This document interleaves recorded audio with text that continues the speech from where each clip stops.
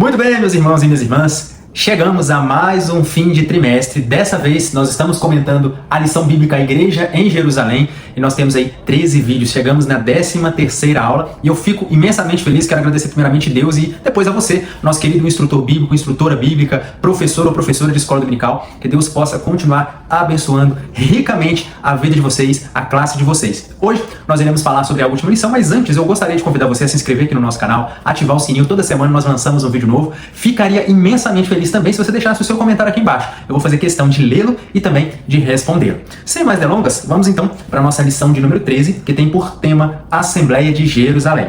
O texto áureo está em Atos capítulo 15, versículo 28, diz assim: Na verdade, pareceu bem ao Espírito Santo e a nós não vos impor mais encargo algum, senão estas coisas necessárias. Verdade prática, em sua essência, a igreja é tanto um organismo quanto uma organização, e como tal, precisa seguir princípios e regras para funcionar plenamente. Perfeito, né, meus irmãos? Vamos aprender sobre isso aqui, que uma igreja, para ela funcionar perfeitamente, ela deve seguir alguns princípios. Esses princípios, eles valem em todos os tempos, em todas as circunstâncias, em todas as situações. De Gênesis a Apocalipse, dos primórdios da história da humanidade até o fim, nós temos princípios que devemos seguir para que nós possamos viver para agradar o Senhor. Leitura bíblica em classe se encontra em Atos capítulo 15, versos 22 a 32. Diz assim: Então, pareceu bem aos apóstolos e aos anciãos, com toda a igreja, eleger varões dentre eles e enviá-los com Paulo e Barnabé a Antioquia, a saber, Judas, chamado Barsabás, e Silas, varões distintos entre os irmãos. E por intermédio deles escreveram o seguinte: os apóstolos e os anciãos e os irmãos, aos irmãos dentre os gentios que estão em Antioquia, Síria e Cilícia, saúde. Porquanto ouvimos que alguns que saíram dentre nós vos perturbaram com palavras e transtornaram a vossa alma, não lhes tendo nós dado mandamento. Pareceu-nos bem, reunidos concordemente, eleger alguns varões e enviá-los com os nossos amados Barnabé e Paulo, homens que já expuseram a vida pelo nome de nosso Senhor Jesus Cristo. Enviamos, portanto, Judas e Silas, os quais de boca vos anunciarão também mesmo. Na verdade, pareceu bem ao Espírito Santo e a nós não vos impor mais encargo algum, senão estas coisas necessárias. Quais coisas? Que vos abstenhais das coisas sacrificadas aos ídolos, e do sangue, e da carne sufocada, e da fornicação. Destas coisas fareis bem se vos guardardes. Bem vos vá. Tendo-se eles, então, despedido, partiram para Antioquia, e ajuntando a multidão entregaram a carta. E quando a leram, alegraram-se pela exortação. Depois, Judas e Silas, que também eram profetas, exortaram e confirmaram os irmãos com muitas palavras. Esse é o nosso texto áureo, a nossa leitura bíblica em classe. Nós hoje falaremos sobre Atos 15, a assembleia, a reunião, o concílio que houve em Jerusalém após a primeira viagem missionária que começa ali em Atos 13. Nós vemos Paulo e Barnabé iniciando a primeira viagem missionária, eles trazendo os relatos do que aconteceram, mas nós vamos ver que o desenrolar da história, mais uma vez, teve início ali na igreja que havia em Antioquia. Lembra que na lição passada nós aprendemos lá em Atos capítulo 11 que os discípulos foram pela primeira vez chamados de cristãos, aonde? Lá em Antioquia. Então lá iniciou-se pela primeira vez a inauguração, digamos assim, da propagação do evangelho aos gentios, e também ali os discípulos, os irmãos, foram chamados pela primeira vez de cristãos, e também ali desencadeou-se uma grande, digamos assim, desentendimento teológico, doutrinário, que acarretou a necessidade de Paulo e Barnabé envolver a cidade de Jerusalém, que é o que nós vamos aprender aqui. Então, já na introdução, como eu já resumi, um grupo de fariseus convertidos à fé insistia que os gentios convertidos deveriam guardar a lei, especialmente o rito da circuncisão. Meus irmãos, aqui já de início a gente vê que o que esses homens queriam, esses fariseus que estavam ligados à fé, digamos assim, eles foram convertidos, eles estavam ali em Antioquia dizendo o seguinte, para os gentios, vocês querem participar do corpo, vocês querem participar da igreja universal, do corpo invisível, da igreja, do projeto de salvação de Deus? Pois bem, vocês têm que fazer isso e aquilo, mas a fé, mas também vocês precisam guardar alguns ritos judaicos, como por exemplo, um dos embates maiores era a questão da circuncisão, guardar a circuncisão que estava descrita na lei de Moisés. E nós já vamos ver aqui na introdução que os próprios apóstolos, os próprios discípulos de Jesus, eles já disseram que descartaram essa ideia, falando, não existe outro caminho senão somente a fé, a graça, a salvação é pela graça, como nós vamos ver aqui em alguns versículos. Não existe essa de tipo assim, você tem que aceitar Jesus, mas fazer isso e aquilo outro.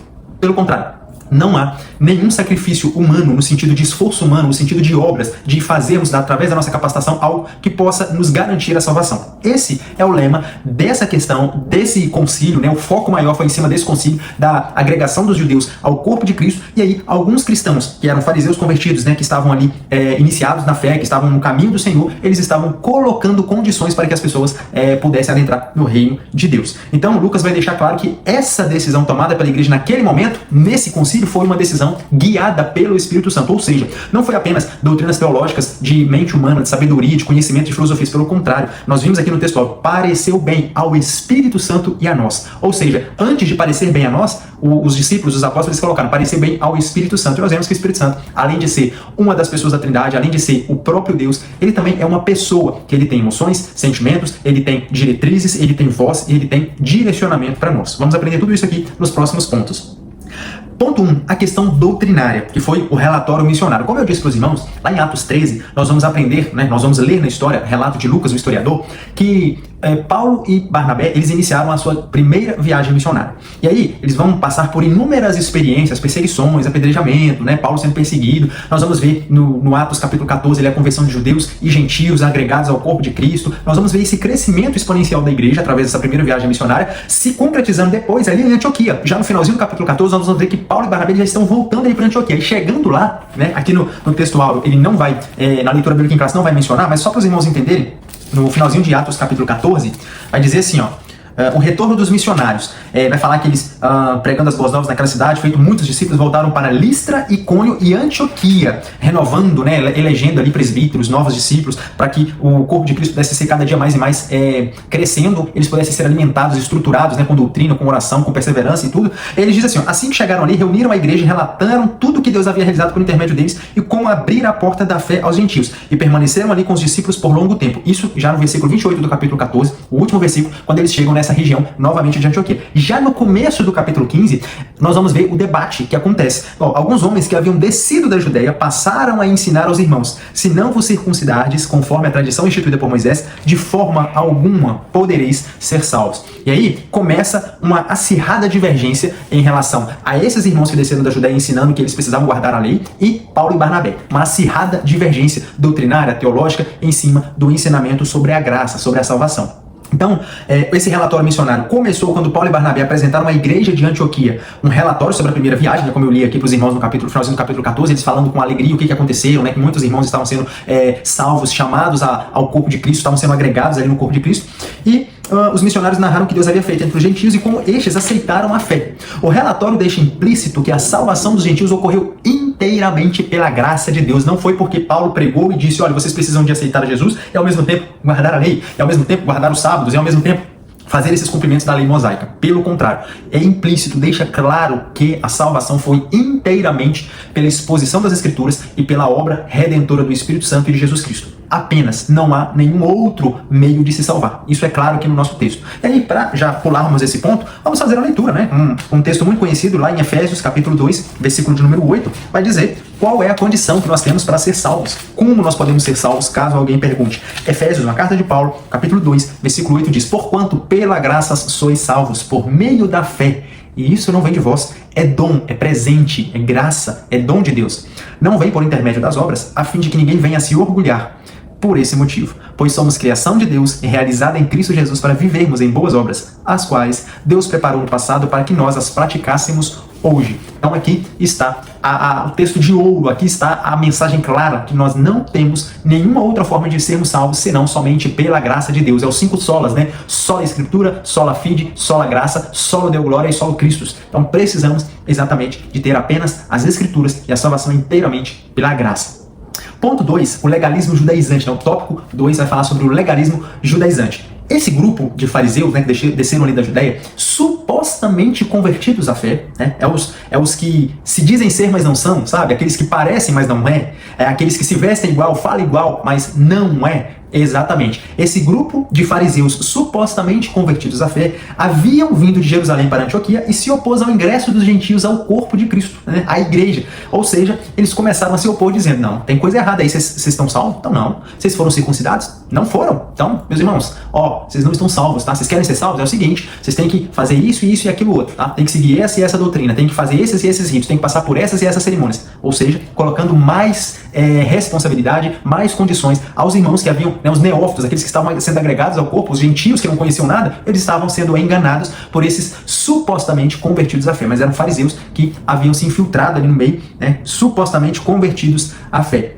Essa questão, meus irmãos, ela foi uma questão tão séria. Essa questão, na verdade, né, da salvação, ela é uma questão tão séria que ela tomou proporções de tal forma que Paulo e Barnabé decidiram solicitar, né, ajuda aos irmãos, né, aos apóstolos e aos presbíteros e anciãos ali de Jerusalém. Ou seja, aqui nós já aprendemos que quando uma igreja ela possui problemas de ordem doutrinária, teológica, de gravidade, que pode de fato afetar a doutrina cristã, destruir a base, a fé cristã que nós temos, a igreja precisa buscar apoio na sua igreja matriz. Como, por exemplo, no caso aqui, a igreja de Antioquia, tinham Paulo e Barnabé. Imagina, você ter Paulo e Barnabé como dois grandes líderes, dois grandes nomes que estavam ali, ficaram no início lá de Atos 11, um ano ensinando, doutrinando, discipulando esses irmãos, e agora fizeram a grande primeira viagem, voltaram, continuaram por um longo tempo ali, e ainda assim eles decidiram pedir ajuda à igreja em Jerusalém. Isso nos mostra a humildade, a simplicidade que esses homens tiveram. Por mais que Paulo foi um dos grandes fariseus daquele tempo, um grande conhecedor teológico das escrituras, da lei, da Torá, dos profetas e tudo, ele ainda assim optou em buscar ajuda aos irmãos em Jerusalém, a buscar orientação aos irmãos, aos discípulos que estavam ali, né, os apóstolos que estavam ali na igreja mãe, na igreja de Jerusalém. Então, essa questão foi de tão grande proporção que eles foram a Jerusalém buscar essa resposta, porque precisava de uma resposta rápida por parte da liderança, senão poderia haver uma grande divisão entre as duas grandes igrejas, né, a igreja de Antioquia e a igreja de Jerusalém, por conta de tomar rumos teológicos diferentes. Então, por causa disso, eles foram até lá e aí nós temos Atos 15, que vai relatar o que aconteceu, né? O grande concílio, o primeiro concílio que aconteceu em Jerusalém sobre a liderança, né, de Tiago, o apóstolo Tiago que estava ali na liderança. Ponto 2 vai falar sobre o debate doutrinário, uma questão crucial. Como nós já mencionamos, judaizantes que ali se encontravam, eles deixaram claro que a igreja deveria circuncidar os gentios convertidos e ordenar que eles guardassem a lei. Isso está aqui, ó, em Atos capítulo 15. Né? Nós fizemos, na leitura bíblica em classe, nós fizemos a leitura de um pequeno texto desse extenso capítulo. O capítulo tem 27 versículos, mas ele vai trazer questões realmente profundas. Ele diz o seguinte, desculpa, né? Eu estava lá em João, capítulo 15. É Atos dos Apóstolos, capítulo de número 15. É um capítulo que tem 41 versículos. E já no início, nós vamos encontrar aqui, ó, ele dizendo o seguinte, no versículo de número 4. Tendo eles chegado a Jerusalém, foram muito bem recebidos. Quem chegou a Jerusalém? Paulo e Barnabé. Foram muito bem recebidos pela igreja, pelos apóstolos e por todos os presbíteros, a quem relataram tudo o que Deus havia realizado por intermédio deles. Mas olha o versículo 5. Entretanto, alguns do grupo religioso dos fariseus, que tinham crido, levantaram-se protestando. É necessário circuncidá-los e ordenar-lhes expressamente que observem toda a lei de Moisés. E aí, a partir do versículo 6, nós vamos ter, né, a resposta da igreja, né, do grande concílio de Jerusalém. No versículo de número 12, nós temos ali a palavra de sabedoria de Tiago, né, a instrução de Tiago em relação a isso. Então, nesse primeiro ponto, nós vamos ver que a gravidade da questão era tão forte que ela não poderia ser tratada de uma forma subjetiva. O que isso quer dizer? O que acontece hoje? Vou exemplificar pegando os nossos dias. Hoje, a gente vê que quando é pregado, né, que a gente vê que não se prega mais contra o pecado e tudo, quando é pregado sobre determinados pecados, né, nomeia-se o pecado, não quando se fala, porque é muito fácil falar assim, não, meu irmão, o pecado vai te matar, o pecado pode te interferir na sua salvação, só que quando a gente fala assim, o pecado é genérico nessa parte, então ele não afeta diretamente algumas pessoas, porque na nossa mentalidade cria assim, beleza, o pecado é o que a irmã Maria está fazendo, é o que o irmão João está fazendo, né, falando mal dos irmãos, é a fofoqueira, é o traidor, o adúltero, não. Quando nós nomeamos o pecado, nós damos nome para o pecado, ele afeta diretamente a nós. Por exemplo, mentira é pecado. Nós aprendemos lá em Atos 5. Ananias e Safira morreram por conta de uma mentira. Então, ele vai afetar diretamente a mim. Por quê? Porque eu conto mentiras. Então, quando eu dou nome ao pecado, a coisa fica mais séria. Aqui, o que estava acontecendo, né, quando a gente tenta trazer algo tão sério de forma subjetiva, é o que tem acontecido hoje. A gente vem falar sobre temas relevantes, como, por exemplo, ideologias, homoafetividade, essas coisas. A gente percebe que muitas pessoas têm medo. E aí elas começam a dizer o seguinte, não, meus irmãos, nós temos que atualizar a Bíblia, porque a Bíblia foi criada num contexto antigo, e aí agora as coisas mudaram, as coisas agora estão diferentes, os tempos são outros, a gente precisa atualizar, renovar a palavra de Deus. Mas Mateus está dizendo assim, né, Jesus dizendo, céu e terra passarão, mas as minhas palavras não vão te passar. Nós não temos que adequar a Bíblia à nossa vida. É nós que precisamos adequar a nossa vida à palavra de Deus. É nós que devemos sujeitar a nossa vontade, os nossos desejos, os nossos anseios, os nossos sentidos à palavra de Deus. Porque só assim fará sentido, porque ela vai confrontar diretamente a nós. Então, nesse quesito, a igreja de Jerusalém, ela não foi subjetiva, passiva em dizer assim, não, então vamos achar um meio termo, vamos tentar atualizar isso, vamos achar uma forma de concretizar, de unir, de fazer ecumenizar, né? Juntar tudo, vamos agregar tudo, vamos fazer uma forma bem bolada aqui para funcionar. Não.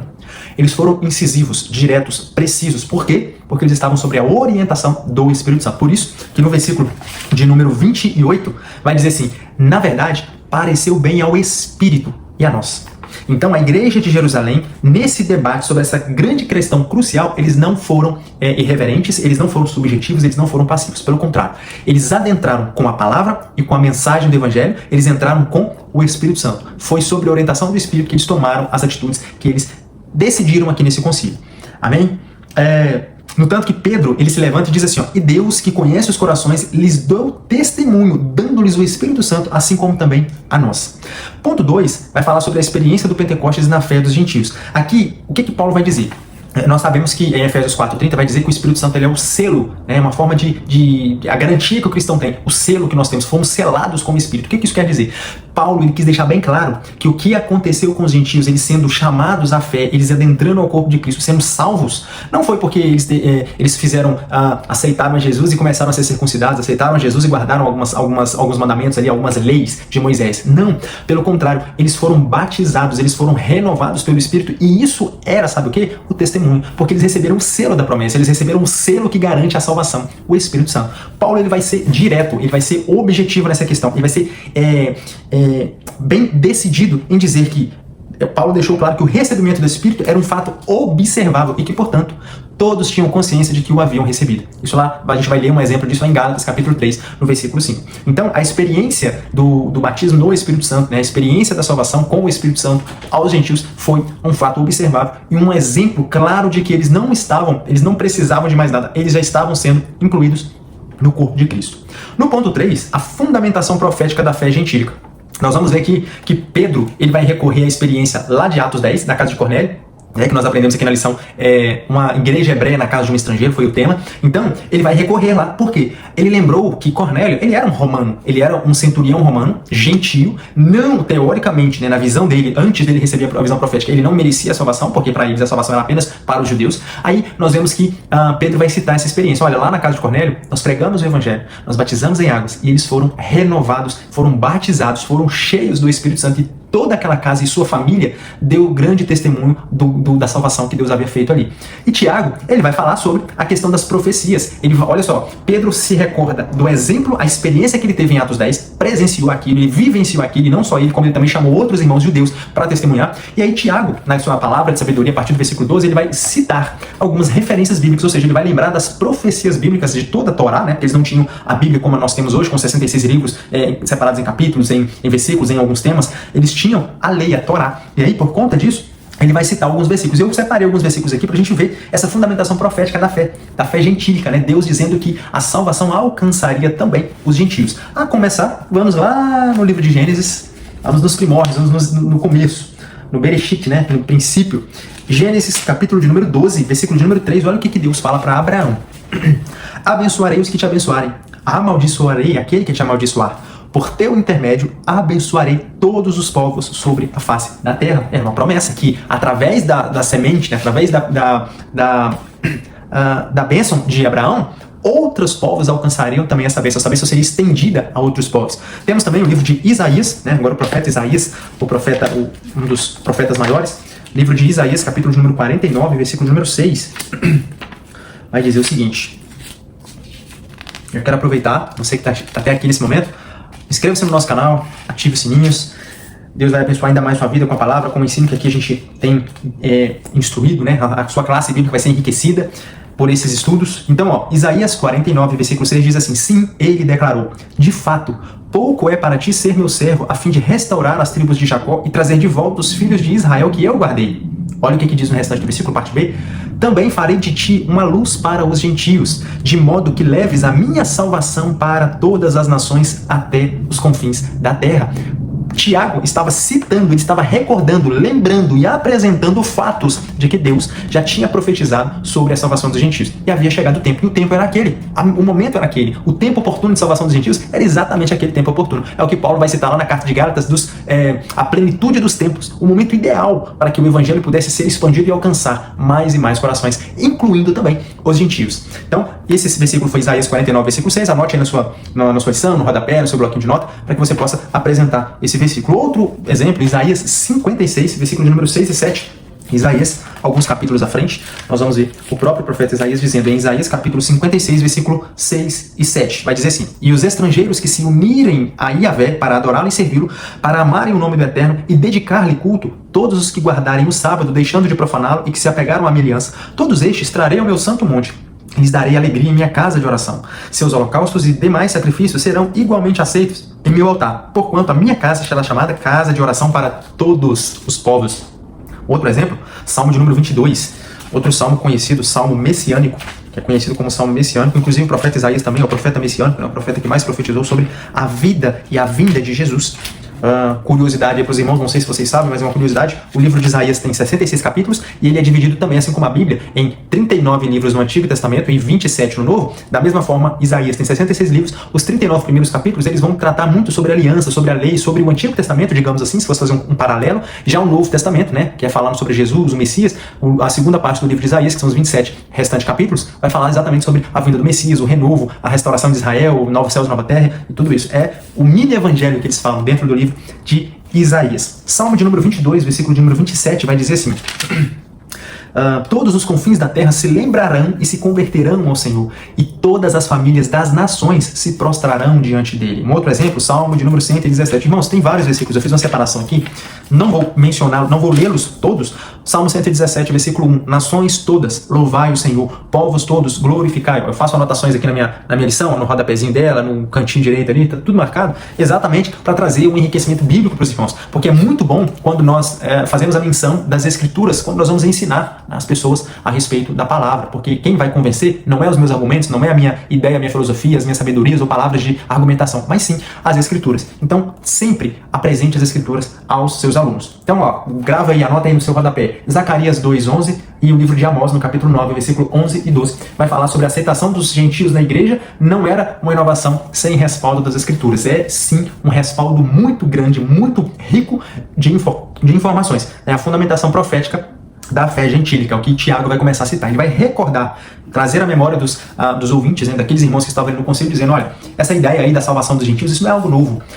Nós não estamos apontando a doutrinas novas, ideias novas, pelo contrário, tem respaldo nas Escrituras. Olha, vamos ler aqui esses versículos. E eles começaram a ler os textos, né, e a mencionar esses textos, a lembrar desses textos. Então, segundo ponto, nós acabamos de falar sobre o debate doutrinário. Ponto e tópico de número 3, tópico final, a decisão da Assembleia de Jerusalém.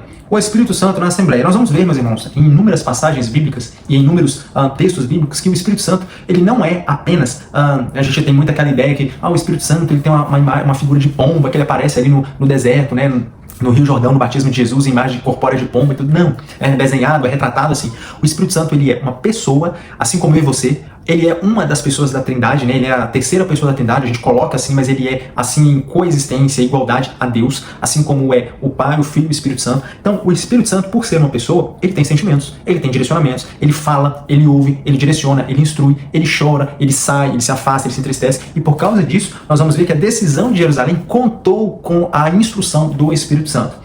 O Espírito Santo não era apenas visto como uma doutrina na igreja, mas como uma pessoa participativamente ativa nela. Ou seja, eles não tinham essa ideia de que o Espírito Santo é só uma força, de que ele é só um espírito, de que ele é uma emanação de Deus. Pelo contrário, eles tinham total consciência de que o Espírito Santo era uma pessoa que se fazia presente. No tanto que Pedro, lá em Atos 5, ele fala: ó, você não mentiu, Ananias, a mim, você mentiu a Deus, ao Espírito Santo. Então, nós temos aí, né, que o Espírito Santo ele se fez presente naquela assembleia, naquele concílio, naquela primeira reunião dos irmãos, exatamente porque era algo extremamente sério, era algo crucial, não era algo subjetivo, não era algo irrelevante, passivo, ou que não tinha determinada importância. Pelo contrário, foi a primeira reunião importantíssima que a igreja de Jesus Cristo em todos os tempos teve. Nós vamos ver, eu separei alguns versículos aqui sobre essa questão da pessoa do Espírito Santo. Vamos ali no livro de João, Novo Testamento agora, né, que a gente está falando. Livro de João, capítulo de número 16, anota aí no rodapé da sua Bíblia, da sua lição, capítulo de número 16, versículo de número 13. Olha só: no entanto, quando o Espírito da verdade vier, isso aqui é Jesus dizendo, ele vos guiará em toda a verdade, porque não falará por si mesmo, mas dirá tudo o que tiver ouvido e vos revelará tudo o que está por vir. Temos também João 14, aí já volta 2 capítulos, João 14, 26, vai dizer o seguinte: mas o Conselheiro, o Espírito Santo, a quem o Pai enviará em meu nome, esse vos ensinará todas as verdades e vos fará lembrar de tudo o que eu vos disse. Imagina, Tiago, quando ele foi dar sua palavra de sabedoria, ele lembrou os irmãos, como eu mencionei aqui no tópico passado, sobre a questão dos textos proféticos. Quem os fez lembrar disso? Quem o fez falar de forma tão audaciosa, tão imperativa? Foi o próprio Espírito Santo, o fazendo lembrar de textos do Antigo Testamento. E assim ele faz conosco também hoje. Por isso que é importante nós aprendermos, nós estudarmos, né, nós participarmos de pré-aula, de subsídio teológico como esses, fazer leitura da lição, fazer leitura da Bíblia, de livros que vão nos ajudar a agregar ainda mais na nossa lição, porque na medida que nós vamos aprendendo, o Espírito Santo vai usando esse aprendizado para que o nome do Senhor seja glorificado, para que através da nossa mensagem mais e mais pessoas possam também chegar ao conhecimento da verdade. Vamos lá, por exemplo, em Atos, capítulo 8, versículo de número 29. Aí vamos pular em 2 livros, né? João, capítulo 8, na verdade um livro, né? João, capítulo 8, versículo de número 29, vai dizer assim: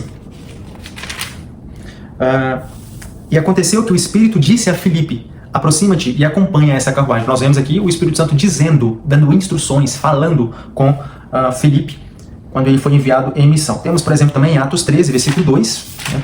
Atos capítulo 13, que eu mencionei que foi a primeira viagem missionária. Atos 13, versículo 2. Enquanto serviam, adoravam e jejuavam ao Senhor, o Espírito Santo lhes ordenou: separai-me agora Barnabé e Saulo para a missão a qual vos tenho chamado. Aqui o Espírito Santo tomando decisões, separando Paulo e Barnabé para a missão que os havia convocado. 1 Coríntios 12, né? Aí anota na sua lição, para a gente ganhar tempo.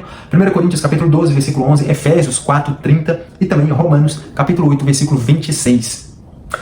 Ponto 2, as orientações do Espírito na Assembleia. O Espírito Santo se manifestava à igreja por meio de seus dons. Esse era o padrão da igreja primitiva e deve ser também o padrão da igreja dos dias de hoje. Isso, meus irmãos, é o que nós precisamos fazer. O Espírito Santo, ele direcionava aquelas igrejas, ele instruía aquelas igrejas e o padrão não mudou. O padrão continua o mesmo. O padrão é: busque a Deus, busque a orientação de Deus para que nós possamos tomar decisões sábias diante dos problemas que nós estamos enfrentando. E por fim, ponto de número 3, o parecer final da Assembleia. Fica óbvio, claro, que a igreja procurou resolver a questão mantendo-se rigorosamente fiel à doutrina da salvação pela graça, isto é, sem os elementos do legalismo farisaico, judaico, mas evitando os extremos de rejeitar os irmãos judeus que também compartilhavam da mesma fé. O legalismo deveria ser rejeitado, os crentes judeus não.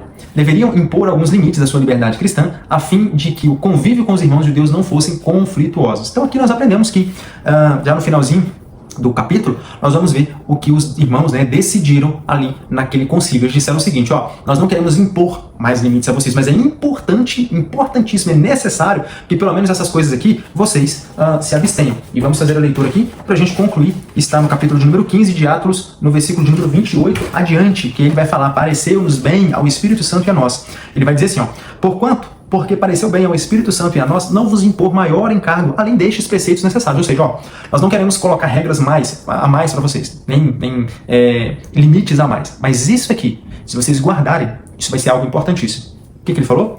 Que vos abstenhais de alimentos sacrificados aos ídolos, do sangue, da carne de animais estrangulados e da imoralidade sexual. Fareis muito bem se vos guardardes destes procedimentos, pois desejamos que tudo de bom vos aconteça. Então essa foi a instrução, né? Os discípulos, os apóstolos, os anciãos e os presbíteros, eles simplesmente disseram: vocês estão salvos, mas nós precisamos nos resguardar de algumas coisas. Existem inúmeros regulamentos, digamos assim, na lei de Moisés, mas o importante que vocês precisam fazer, pelo menos o que é legal, o que parece bem ao Espírito e a nós, é que vocês se abstenham de adoração a ídolos e sacrifícios a ídolos, e também a questão sexual, a imoralidade sexual. Por fim, meus irmãos, conclusão desse texto incrível de Atos, capítulo 15, nós vamos ver que no capítulo 6 de Atos, eles tiveram uma discussão, tiveram uma reunião, eles foram sábios em resolver um conflito de natureza social, que era aquela questão dos judeus helenistas, né, os judeus gregos e também dos judeus hebreus ali de Jerusalém, que as viúvas dos judeus helenistas, dos gregos, estavam passando necessidade, e por conta disso foi um conflito de natureza social. A igreja soube resolver isso, foi quando eles separaram ali os 7 diáconos para tomar as decisões em relação a isso, e aqui agora o problema foi de natureza doutrinária, era uma questão realmente melindrosa, uma questão realmente assim, se eles não tivessem cuidado, poderia deslanchar tudo, digamos assim, poderia atrapalhar todo o processo. Porque era uma questão tão melindrosa que requeria muita habilidade por parte da liderança para ser resolvida. Precisava de muita sabedoria e direcionamento de Deus para que eles não tomassem decisões erradas. E aí criasse um grande conflito, um grande abismo, colocando ainda mais regras, ainda mais imposições àqueles irmãos. Graças ao parecer de uma liderança sábia e orientada pelo Espírito Santo, a igreja tomou a decisão certa. E por fim, mais uma vez, eu quero agradecer a cada um de vocês. Chegamos ao fim de mais um trimestre, de mais uma lição. imensamente eu fico feliz de tê-los aqui conosco, acompanhando, fico feliz de ver alguns irmãos comentando, imensamente feliz pela sua participação. Que Deus continue abençoando a sua vida, que Deus continue abençoando a sua classe, que vocês possam crescer cada dia mais no conhecimento da graça do Senhor. Fiquem com Deus e uma ótima lição.